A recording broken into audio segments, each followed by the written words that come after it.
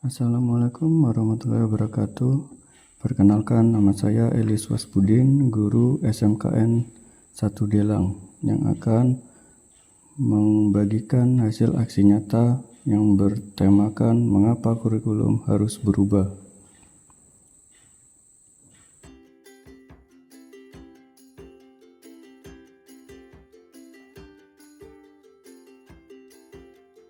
Guru harus menyadari bahwa manusia merdeka adalah yang hidupnya bersandar pada kekuatan sendiri, lahir dan batin, tidak tergantung pada orang lain, serta menyadari dan memahami zaman di mana peserta didik tumbuh dan berkembang.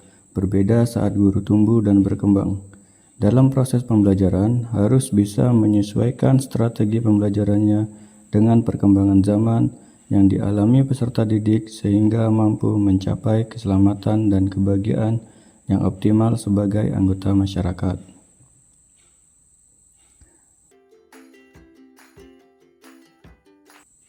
Tujuan pendidikan menurut Ki Hajar Dewantara ada 3. Yang pertama, ing ngarso sung tulodo, yang artinya menjadi pemimpin harus menjadi suri tauladan.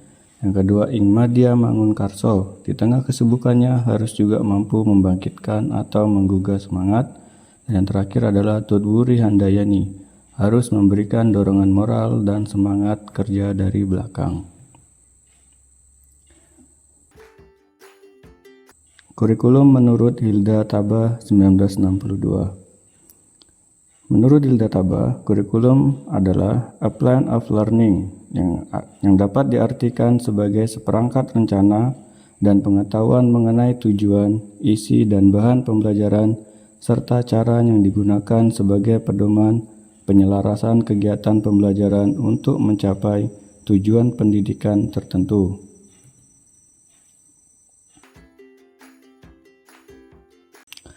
Kurikulum yang baik. Kurikulum yang sesuai dengan zamannya dan terus dikembangkan atau diadaptasi sesuai dengan konteks dan karakteristik peserta didik demi menyiapkan generasi yang akan datang dan mampu memandang ke depan. Komponen kurikulum. Yang pertama ada tujuan, yang kedua materi, ketiga strategi, keempat organisasi, dan yang terakhir adalah evaluasi. Peran dan fungsi kurikulum. Peran dan fungsi kurikulum dapat dilihat dari 2 kacamata yang berbeda. Yang pertama, bagi guru. Bagi guru, kurikulum merupakan pedoman dalam pelaksanaan proses pembelajaran yang menjadi tugas dan tanggung jawab seorang guru. Sedangkan dari sisi peserta didik, kurikulum merupakan acuan mengenai program-program pendidikan yang harus dipelajari dan dipahami serta target pembelajaran yang harus mereka capai di setiap jenjangnya. Kemudian timbul sebuah pertanyaan, mengapa kurikulum harus berubah? Kurikulum harus berubah agar lebih relevan dengan perkembangan zaman, untuk dapat menyiapkan generasi bangsa yang visioner, untuk dapat memenuhi kebutuhan peserta didik belajar, serta membantu menghadapi dunia yang penuh dengan tantangan.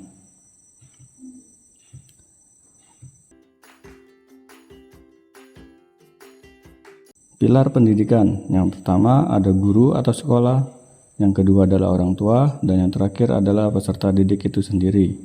Guru merupakan faktor yang paling penting mempengaruhi pendidikan karena tugas yang dimiliki adalah mendidik, mengajar, membimbing, mengarahkan, melatih, menilai, dan mengevaluasi anak didiknya. Sedangkan orang tua pada dasarnya terdiri dari ayah dan ibu. Pendidikan pertama seorang diterima dari kedua orang tuanya. Kondisi fisiologis dan biologis orang tua berpengaruh dalam pendidikan anak, sehingga orang tua selalu mempunyai harapan bahwa anaknya nanti menjadi lebih hebat dari mereka.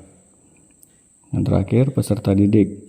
Peserta didik merupakan komponen masukan dalam sistem pendidikan yang selanjutnya diproses dalam proses pendidikan sehingga menjadi insan yang berkualitas sesuai dengan tujuan pendidikan nasional. Peserta didik dapat ditinjau dari beberapa pendekatan, antara lain pendekatan sosial, pendekatan psikologis, dan pendekatan edukatif atau pedagogis.